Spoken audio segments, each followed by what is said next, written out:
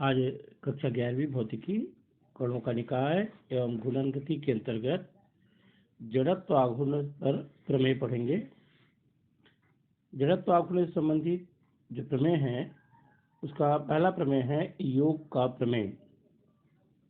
इस प्रमेय के अनुसार किसी घूर्णन अक्ष के सापेक्ष किसी निकाय का जड़त्व आघूर्ण उस अक्ष के परितः निकाय के सभी कणों के जड़त्व आघूर्णों के योग के तुल्य होता है।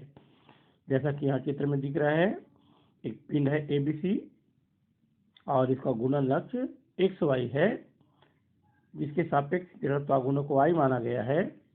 तो यदि मान लिया जाए कि यह निकाय n कणों के संयोग से बना है और XY के सापेक्ष उन सभी कणों का जड़त्व आघूर्ण I1 से लेकर यदि IN तक है, तो इस योग के प्रमेय के अनुसार I = I1 + I2 + IN अर्थात सिग्मा I के रूप में इसको लिख सकते हैं।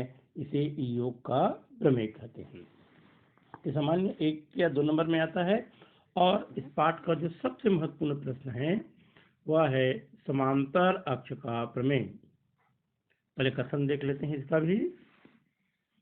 इस प्रमेय के अनुसार किसी पिंड का किसी अक्ष की परितः जड़त्व आघूर्ण उसकी द्रव्यमान केंद्र से गुजरने वाले समांतर अक्ष के परितः जड़त्व आघूर्ण तथा पिंड का द्रव्यमान एवं दोनों अक्षों के बीच लंबवत दूरी के वर्ग के गुणनफल के बराबर होता है। इसे समांतर अक्ष प्रमेय कहते हैं। चित्र में जैसा दिख रहा है, मान लेते हैं कि यहाँ भी ABC एक पिंड है, RS एक अक्ष दिख रहा है, इसके सापेक्ष जड़त्व आघूर्ण I है। अब मान लेते हैं कि O से गुजरने वाला तथा RS के समांतर एक अन्य अक्ष AB है, इसके सापेक्ष जड़त्व आघूर्ण को ICM मान लेते हैं। CM का मतलब सेंटर ऑफ मास, द्रव्यमान केंद्र। इसको इस प्रकार समझ सकते हैं कि एक पिंड है जो RS के परितः घूर्णन गति कर रही है, तो उसका जड़त्व आघूर्ण I है और इसका द्रव्यमान केंद्र O है। तो उस O से RS के समांतर एक अन्य अक्ष AB, इसके परितः जड़त्व आघूर्ण ICM है। यदि पूरी पिंड के द्रव्यमान को कैपिटल M माने और दोनों समांतर अक्ष के बीच की दूरी को h माने, RS और AB के बीच की दूरी को, तो इसको संकेत के रूप में समांतर अक्ष प्रमेय को I = ICM + MH², जो कथन हम ऊपर में पढ़े थे उसी का संकेत रूप है। किसी भी पिंड का किसी अक्ष के परितः जड़त्व आघूर्ण उसके द्रव्यमान केंद्र के जड़त्व आघूर्ण ICM प्लस उस पिंड का द्रव्यमान M और दोनों अक्षों के बीच की दूरी h के वर्ग के गुणनफल के योग के बराबर होता है। अब इस समांतर अक्ष प्रमेय को सिद्ध करेंगे तो दोनों समांतर अक्षों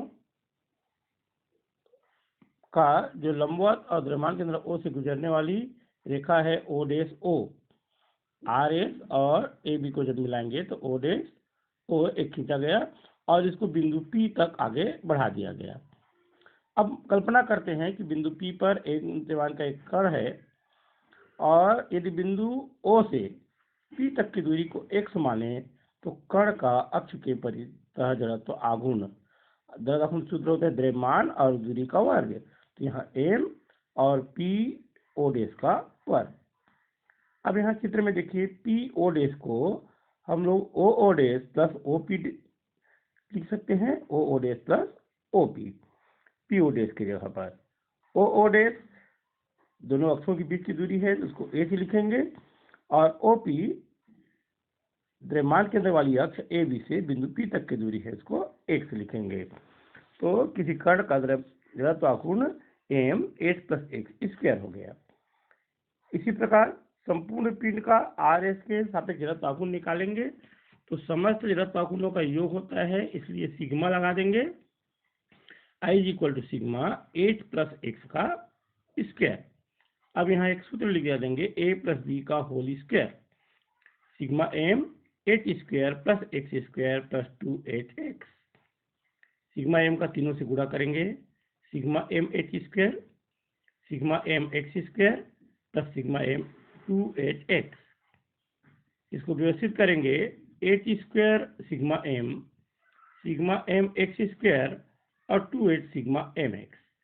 अब इन तीनों को अलग अलग परिभाषित कर इनका मान रखेंगे। तो यहाँ सिग्मा एम समस्त कणों का द्रव्यमानों का योग है, इसको कैपिटल एम लिख सकते हैं। यहाँ पर सिग्मा एम एक्स स्क्वायर समस्त कणों का ए बी के सापेक्ष जड़त्व आघूर्णों का योग है, जिसको आईसीएम लिख सकते हैं। और sigma X M into X द्रव्यमान केंद्र के सापेक्ष पिंड के समस्त आघूर्णों का योग है, जो 0 होता है। इन तीनों मानों को यदि समीकरण 2 में रख दें तो हमें I = मान मिलेगा H square M plus ICM plus 0।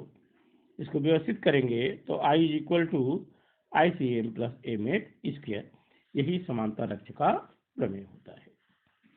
जड़त्व आघूर्ण से संबंधित एक दूसरा प्रमेय है, जिसे कहा जाता है लंब अक्ष का प्रमेय। इसका विकसन जान लें।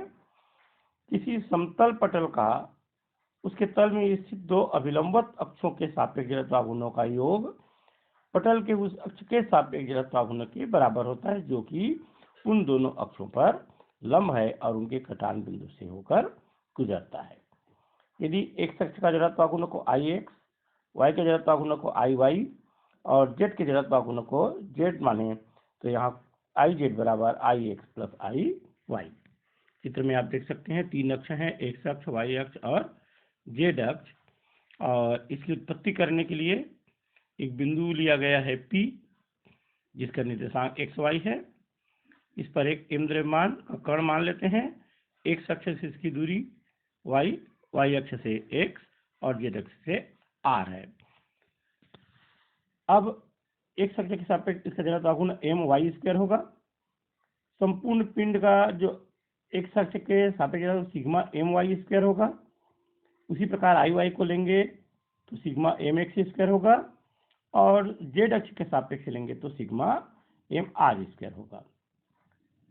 इसमें समीकरण 4 और 5 Ix और Iy को जोड़ दें तो सिग्मा mi² तो सिग्मा mx² होगा। सिग्मा m को कॉमन लेंगे तो x² प्लस y² होगा। और पाइथागोरस प्रमेय के अनुसार आप चित्र में देख सकते हैं कर्ण है, तो जो x² प्लस y² होता है वह r² के बराबर है।